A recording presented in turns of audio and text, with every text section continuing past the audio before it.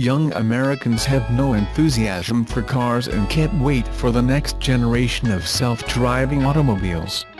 So goes the conventional wisdom. Someone forget to tell consumers.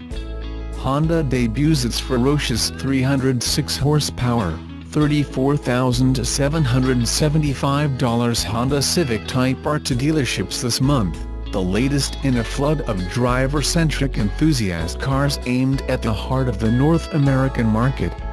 Other affordable millennial-friendly toys include the Ford Focus RS, VW Golf R and Toyota 86, and off-road rascals like the Chevrolet Colorado ZR2 and Toyota Tacoma TRD.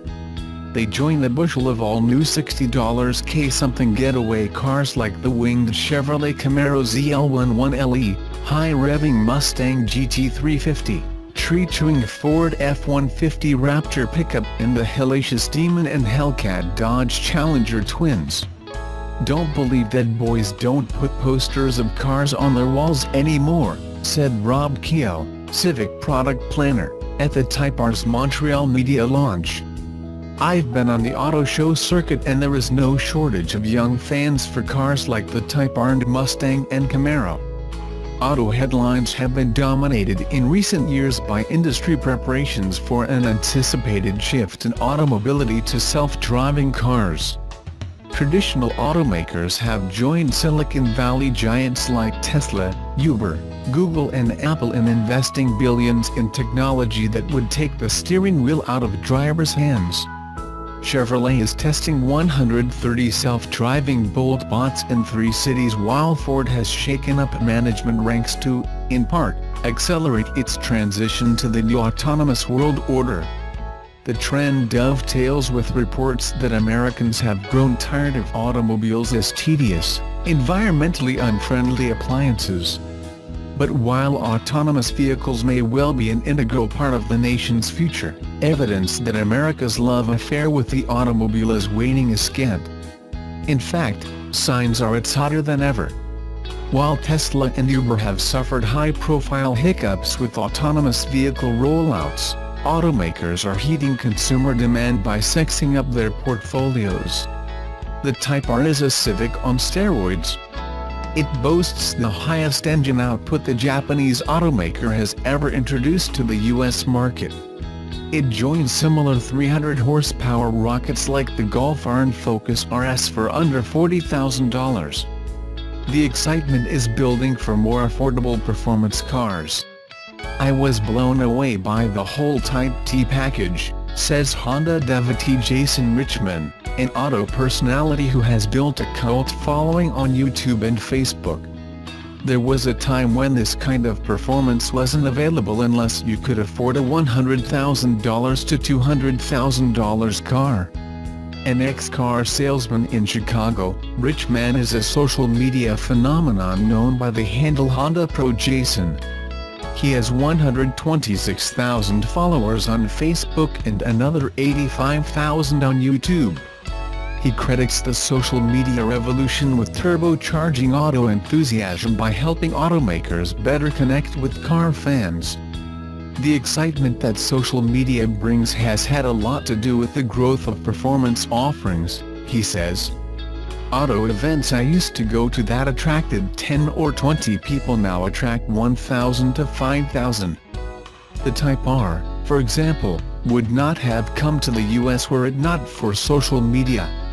Honda saw an uprising for it." Industry insiders say this passion coincides with manufacturing developments that have made it more profitable for the industry to cater to niche buyers. Car makers have gotten better at making the business case for these lower-volume vehicles, says Kelley Blue Book auto analyst and motorhead Carl Brower. Because of global platforms, the economies of scale are there to build out niche vehicles that are not just brand halos, but that can also be profitable model extensions. Honda's Keogh says the Type-R is a beneficiary of the first-ever global platform for the Civic, now in its 10th generation. In previous models, the 5-door hatchback-style Type-R was made exclusively for Europe and Japan on a separate architecture.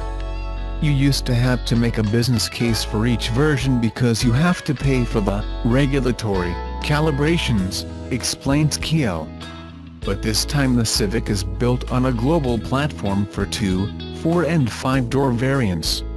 Since the body structure was planned to meet European, Japanese and North American crash requirements, it was easier to get the hatchback into the States. Advances in manufacturing and software have also made sport variants more affordable to produce, says KBB's Brower. Technological innovations like variable valve timing, turbochargers, and programmable engine control units have made it easier to get more range and capability out of the same engine block. Making high-performance cars can be no more difficult than hooking it up to a laptop, smiles Brower.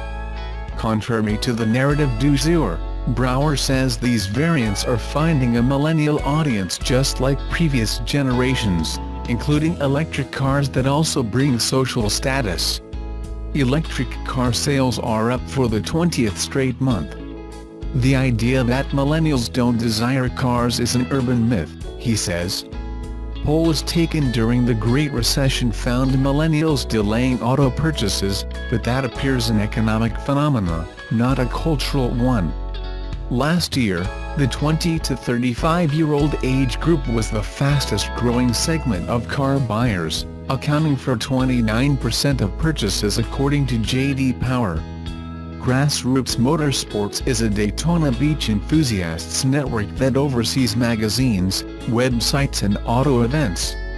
Grassroots writer and Mustang racer J.G. Pasterjak says its membership has never been stronger, and that readers can't wait to get their hands on the latest hot hatch like the Type-R. I actually look forward to the day when I can tow my car to the track behind my autonomous truck, race all weekend, then sleep all the way home, he laughs. Even Google CEO Sergey Brin, whose company popularized self-driving with its breakthrough Google Car, dismisses the notion that autonomous vehicles will cool the love of driving. There is a future for both worlds, he told journalists in 2015. There'll always be the pleasure of the open road.